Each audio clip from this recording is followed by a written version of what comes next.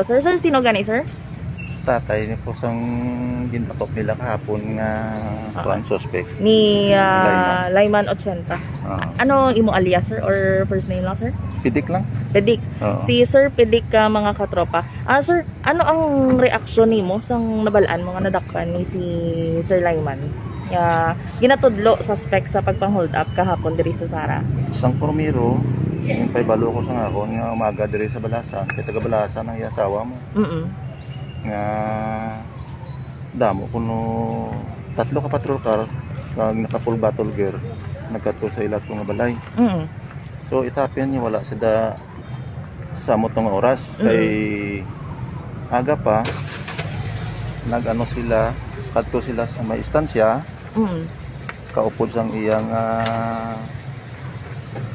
bilang nag-hire sa iya bala salakyan nga magkarga sang kahoy sa barangay sang hindi ko ma-mention ang ngalan sa barangay kay wala ko kabalo pero sa barangay somewhere sa istansya karon bilog sila dito nga adlaw ang iya sinasang kadang obra ma'am pagka butit na sa may area bali ulato niya na nga ma-plaster na mga kahoy kag ikarga sa salakyan niya bali tracking lang ang iya. Okay. So naabutan na sila sa hapon. Amo ginaang obra niya. Abo na ang obra. Pero aside from that, nag-negosyo na sa bayan sila ng saging sa tapas. Okay.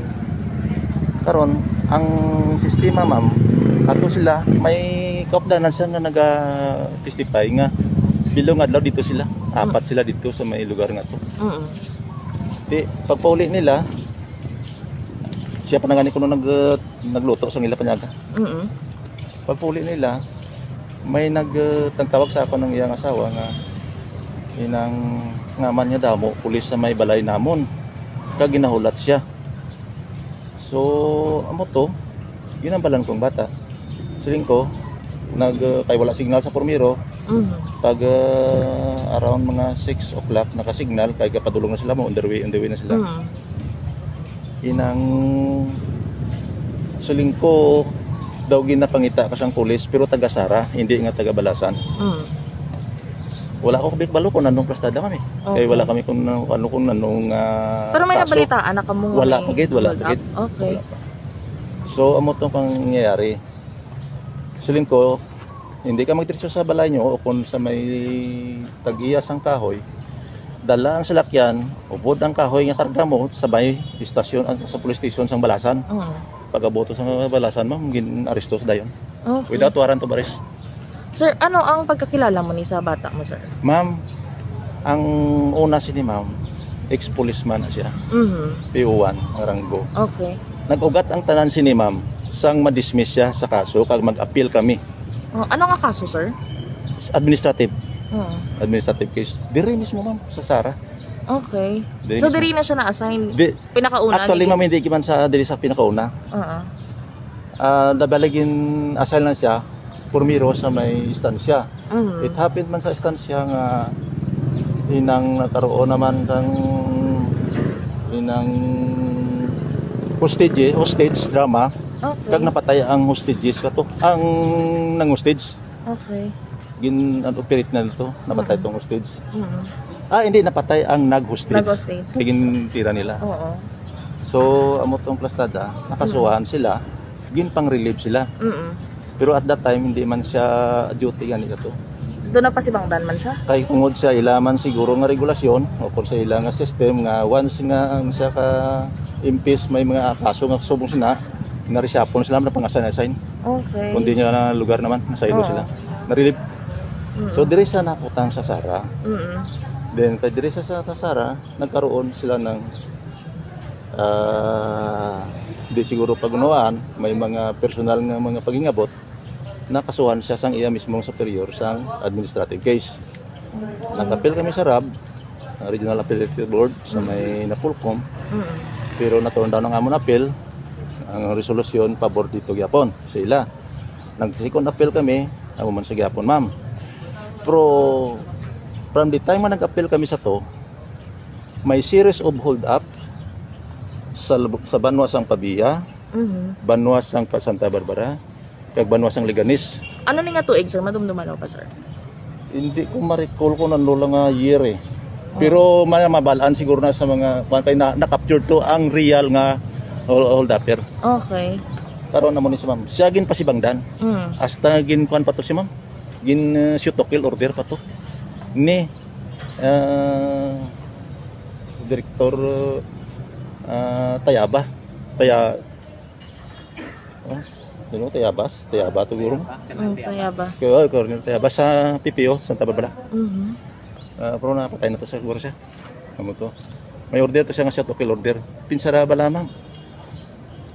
Mistaken identity, patira mo lang yung tao. Huwag ka mo aktual nga investigasyon. Ang ambot to, sir, nga kaso, na-prove nga mistaken. Na-prove to ma'am, gin-clear ang ngalan niya dito sa balasan. Okay. Nangayo sa bulig sa isaman ka opisyal nga, sir, wala ako gid dinimuan. Matilo ang konsensya ko, matilo ang akon nga inang kaisipan kag kamot, wala ko kasi hinimuan. Inang please, linya, i-clear ang ngalan ko. Please linya, hulat ka da sa banwas ng balasan, sa police station ng balasan. Dalon ko ang 3 ka victim sa mga delivery trucks. Mentioning ka nito sa mga Yakult to, and then ang ko may mga sigarilyo pa to. Okay. So amo to ma'am, ang nangyari gin pakita yung patudlo sa mga victim kung siya matuod, hindi na saya. Hindi na saya. So gin-confirm niya sa mga biktima. So biktima. Hindi na saya. Doon na pa si Bangdan gid. Parehas lang ang structure sang lawas pero hindi na saya. Maitom na saya. So the next na nga nangyari, muni. Tungod kay nag-appeal kami sa kwan. Hinabol na nagkuha naman, amo tong unang kaso mama. Tungod sa pag-appeal namon sa RAB na kuha na amon nga appeal, turn down, favor yapon sa inang nag-file sang kaso. Sa pagtingwa ma'am nga siyempre makakuha kami sang justice. Kaya kung sa tutusin ma'am, ang administrative case suspension lang na ma'am eh. 6 months suspension lang tani mamang iya sinang parusa. Pero dismissal gid ma'am ang ilang gin-order. So tungod sa kuan man kami, nag-gather kami sang amon mga ebidensya, sa mga papers. Kaya gin-fight namon sa abogado, sa kuan. Nag-appeal kami sa may DILG Manila. So, pag-appeal naman sa DILG Manila, na-parnis copy namon ang Region 6. Ang kuan, habang napulkom. So, pagkabalo nila ma'am nga naka-receive sila sa amon nga kuan, nga sa amon nga parnis copy nila, nga gin-parnis namon sa ila, sa akong mga abogado. So, naggawa naman sila ma'am sang isa ka drama. Nangyari ang piracy sa may Carles. Kaya ang bata ko ma'am kayang pamangkot mo ko sa una kang pumiro kangina kung ano obra niya. Bayan sila sang saging at the same time nag-tracking kung sino ang mag-request sa iya nga ikarga to na akong nga karga bento. Para lang kuhan may pinagkakitaan mo siya. Amulan na yan mamubra niya. Paano ni siya sir nga daw ginpahayag nga na-involved naman sa Carles nga piracy sir? Okay, amo ni siya na nangyari ma'am. Damo nga kuan question. Hasta ma'am tanan-tanan pati ang oras ginpan. At that time September 10, ang bata ko ato mismo sa Banwas ang Tapas sa may hindi man sa Banwas sa Tapas, somewhere sa may Hamindan pa dito halos ang lablak man ng saging. Okay. O galing nagakuha lang sila sang permit sa Tapas. Agriculture permit, yes ang DA. For transport of goods from one town to another. Amo na. Nagakuha sila sang permit dito sa Tapas. So ang ilang sinamang mga pagkukuhan nito, maabot na sa dito halimbawa 7 o'clock. Mamahaw pa na sila. Tapos makarga, mano sila sang saging, ma-segregate. Pag segregate, ipatang nila sa sako. Pag dutang sa sako, kilohon. Okay. So ang ilang time nga ma-consume dito para morning, igo na sila makalin ma'am 2 o'clock na siguro sa more than pa. Mahapit pa na gani sila sa Banwas ang Tapas kay makuha sang permit sa DA. Karon Pag-abot diri sa kuan sa Balasan, mahapit na sa ila balay sa Balantian, makuha sang kiluan kag i-deliver niya na dito sa may istansya. Ang iyang suki. Then pagkatapos istansya, pag-abot na sa Balasan halos ma'am mga 5 na or more than 5 na.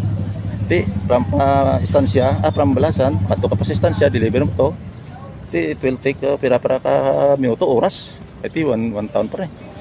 Ang period sang case ng robbery, alas 5. Amo na.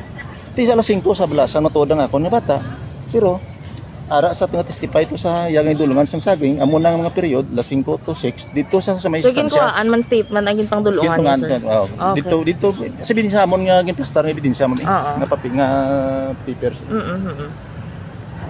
So, amo na ang iya ma'am nga cycle o kung ng routine na ginahimo. Pagkatapos sa istansya, may ginahulugan man sa Balasan, kag may ginahulugan man sa Carles. Pero sa Carles, mga gabi na siguro. Mga, I think 7 o 8 siguro.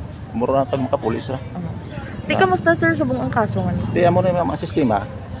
Karon ma'am, kaya ang pangyayari nga to, may duha ka witness mismo sa may nagasakay sa bangka nga nagtestify suno sang Carles Pinte nga kuno inang witness nila nga itudlo niyo ni ang amon ni nga persona. Di bata ko ma'am, wala sang kaso bisan diin ma'am, hindi siya siling hardened criminal sa wala sa nakaposting sa mga police station nga may na-involve sa kaso nga kun ano nga mga criminal case nga kun ano. Tapos may profile sila ilaya ma'am, di nila kinuha. Din ma'am sa Facebook 2013 pa nga profile sang bata ko. Pero wala na sa ganito mo yan nga profile. Amo na tagpatudlo lang ma'am. So bali, confirm ko sir ha, ang sa Carles Police sila ang nagmando dito sa mga biktima, ang amo nang itudlo. Wala ako sila nga nagmando, kundi ma'am nga ginkuan lang sila nga amo lang kuno itudlo. Na istorya niyo sir ang biktima sir. Ang mga witness nila. Wala. Ang isa lang ka witness ma'am, ang boat captain. Ang gadala mismo sang boat. Okay. Kaya nag-testify gisaya nga siling niya, hindi na saya. Nagukas ang mas ang tao eh. Kag magsiling nga sino sa inyo. Oh. So bali sir, ang boat captain, siya mismo ang naghambal nga hindi na saya. Si Sir Ochenta. Si Sulaiman. Okay. Oh, siling niya. Ato to naman mga amon nga ebidensya hasta ma'am ang pag-recant sang ila witness. Ato to ma'am. Inigriles lang. Ma'am. Pero nakita siguro nila nga weak ang ila ma'am ang file sang kaso. Nagpasunod naman sila sinong subong ma'am. Subong naman nagpahabol naman sila. Kaya wala sila Kaya wala sila sang pugaon sa amon mo sa bata ko. Kasi wala sa bata ko inosente ma'am mo. Wala sila napakita. Wala man sila nag-ano sa evidence. Kami nagtigol kaya mak mo na mga pa. Di na nag-ugat ma'am. Required by attorney. Sila wala. So, officer ang pagtanaw niyo. May ngabot, may paghingabot. May person behind nga nagingabot sa bata ko. Kilala niyo. Hindi ko mag-mention sa pangalan. Pero may kuan ako, may gamay ako nga base sa mga bilang suspitsa nga mura. na sir Pulis sa na, sir, iya nga pulis. Hindi lang ako mag-mention Sa sir. pulis na ma'am sang una base mga sa mga na ano na nga kaso. okay. Amo na mga Pero sang sugod sang naging pulis na si Sir Ochenta, may mga nakontra siya ha. Wala ma'am. iwan ko lang ma'am sa ila ginassign nga mga kuan. Pero kung case nga gin-file wala. Why ma'am? Pero 5th district gina sa na-assign na lin sa pagsugod. Hindi ma'am, sa una gisaya assign ma'am sinasiya sa may mobile. Sa may Kalinog eh. Then na-assign sa ma'am sa Santa Barbara sa may PPO. Pero sa dalom ni Sir Dilmas. So good sir sang diri na siya sa 5th district na assign. Dito na nagmiserable ang buhay niya ma'am. Dito na nagmiserable buhay niya. Hasta subong nga pagingabot sa iya ma'am. Ma'am, tigado lang kami. Pwede niya kung mabiyaya ang amon nga kangakon nga ang amon pamilya sa Banwas sa Padilla. Why man kami sing gin agrabyo nga pareho namon nga tao. Gapangabuhi kami ma'am sang matarong. Nga bisan na kuya matuod inang formerly nag-marino man ako, pero retire kay 63 man ako lad. Mm. Karon, why ko na sila ma'am ginbuhi sa malayo niya paraan. Kuan ko gina sila ma'am. Sakripisyuhan ko ginaya nga pun nga pag patapos sila sa eskwela. 3 na sila kabilog. Puro man na sila nakatapos, puro man na sila tanan profesional, kay makasiling ako profesional kay puro mga barbaser man na. Kay nakaubra kita na eh. Ang bata ko araman sa pilot, elementary school. Siya na police man natani galing medyo dinalas-malas lang kay medyo hindi nakasundo niya ang iya nga paano.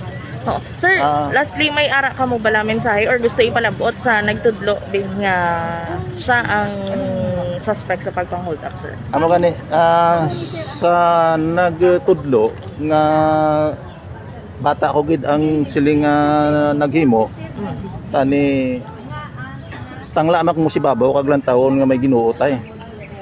Pag ang inyo blatsagon panahon nyo man nga ang bata way nakahimo nga man isa tudlo nyo abi. Kung may nag-command sa inyo, kung may nagsugo sa inyo, kag kung halimbawa may involved na kwarta, o kung may mga pamahog man, o kung basta may plano nga pag-distraction sa parts ng bata ko, tani, mga kuan man kamo, maluoy man kamo sa bata ko, kag sa amon man, kitiway man kami tiginagrabyo nga kapwa namon. Pangabuhi man kamo amon sa malinong, gatingwa man kami, gapangaras kasi, gasta tricycle ganay ko yaman. Para lang niya makabuhi ko sa akong pamilya sa gyapon. As breadwinner mang gyapon. May kabataan ni si Sir 80, sir? Oo, duwa. Mga pila edad? Daw grade 3 yata ang panganay na eh. Grade 3 kung grade 4. Ang iya asawa? Ang ikadua, daw kinder lang. Ang iya asawa ya, sir? Diin sa mong kagano obrasa? Job order, ma'am. Sa Banwasang Balasan. So, super, ma'am. Wala. Paano mangulda pang bata ko man kay bisan na muna kasi nga way sa trabaho. Ang iya magulang mo kung pag ayuda lang hindi lang masaysay ma'am. Tanan pati grocery. Bastante man. Grocery kag kuan pati kami man nagpadala. Kung may verify ma'am sa Palawan sa may Banwasang Kabiya ma'am, dira niya makita ang record kung sila kami kabis nagpadala sa iya assistance ma'am. Kay tungod na intindihan namon nga kulang ang iya ginakita. So bilang bata mo, siyempre ayudahan mo man para hindi man magutuman apo mo to eh. Di ba ma'am? So natingala ko ma'am nga hindi 100, 110, 111 akasas 200% hindi ko ginagapan nga bata ko naghimo sa namon ang krimen. So tanang 100% ko